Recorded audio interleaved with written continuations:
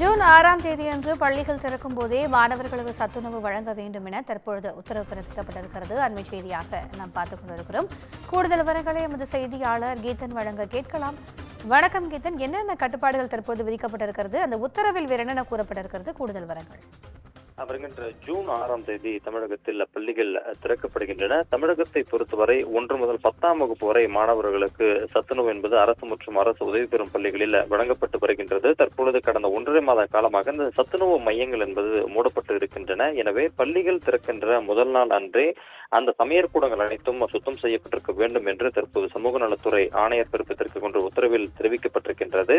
அதே போல மாணவர்களுக்கு தேவையான உணவை வழங்கக்கூடிய வகையில் உணவுப் பொருட்களை கையிருப்பு வைக்க வேண்டும். குறிப்பாக அரிசி, பருப்பு, அதே போல காய்கறிகள் உள்ளிட்டவற்றை கையிருப்பில் வைக்க வேண்டும்.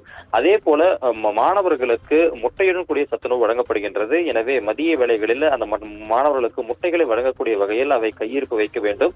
இவை அனைத்துமே தற்பொழுது காலாவதியாக பொருட்களாக பயன்படுத்தாமல் புதிய பொருட்களாக அவற்றை கொள்முதல் செய்து மாணவர்களுக்கு உரிய சத்துணவை வழங்க வேண்டிய வகையில் நடவடிக்கைகளை எடுக்க வேண்டும் என தற்போது சமூக நலத்துறை ஆணையர் சார்பில் மாவட்ட ஆட்சித்தலைவர்களுக்கு அனுப்பப்பட்டுள்ள அந்த கடிதத்தில் தெரிவிக்கப்பட்டிருக்கின்றது. தமிழகத்தை பொறுத்தவரை அரசு மற்றும் அரசு உதவி பெறும் பள்ளிகளில் 1 முதல் 10ஆம் வகுப்பு வரை மாணவர்களுக்கு சத்துணவு என்பது வழங்கப்படுகின்றது. கூடுதல் விவரங்களுக்கு நன்றி கீதன்.